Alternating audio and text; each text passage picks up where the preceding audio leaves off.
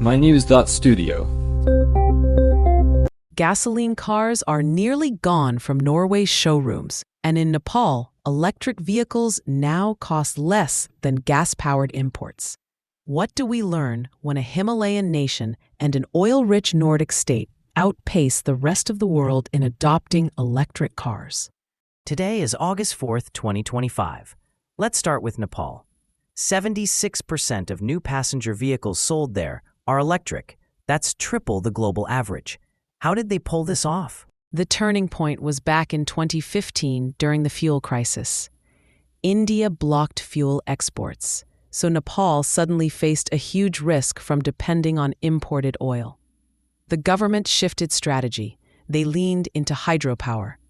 Electricity quickly became cheaper and cleaner than gasoline.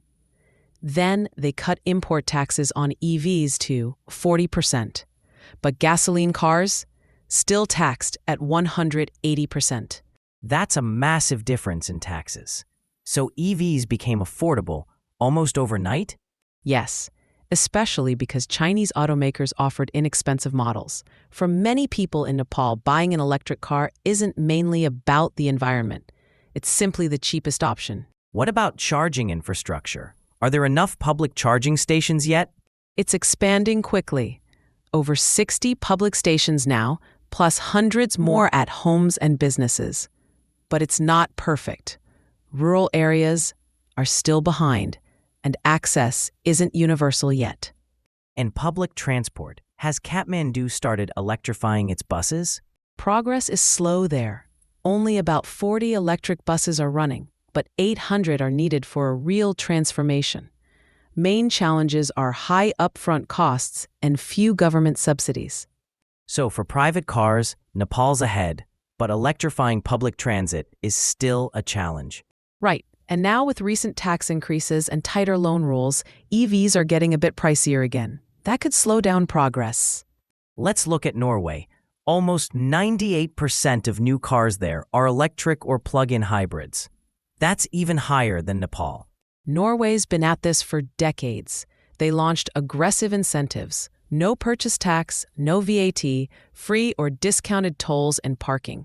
The government made it clear, after 2025, no new gasoline or diesel car sales. That kind of certainty must help both buyers and car makers. Do Norwegians prefer local brands, or are imports leading? It's a mix, but the Tesla Model Y stands out. It's almost 28% of new car sales. Still, the charging network covers all brands. Norway's infrastructure is solid. And for public transport or heavy vehicles, are those also shifting to electric? They're running pilot projects with electric ferries and buses and installing high-capacity chargers. But heavy transport's tougher to electrify. The transition isn't finished yet.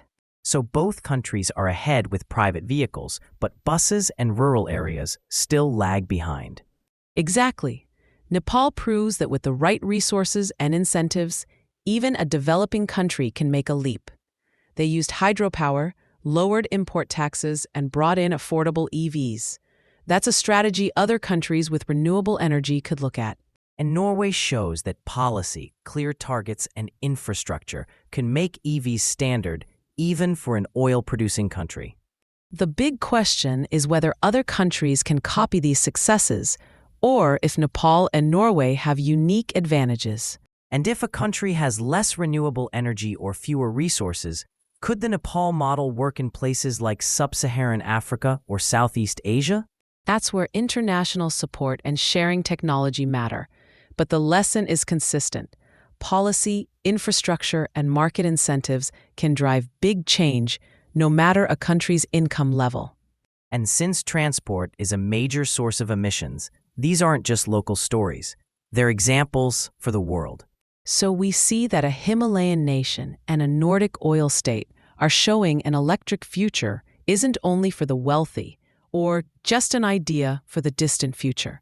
Thanks for joining us. This episode was powered by mynews.studio. You can try it now for free.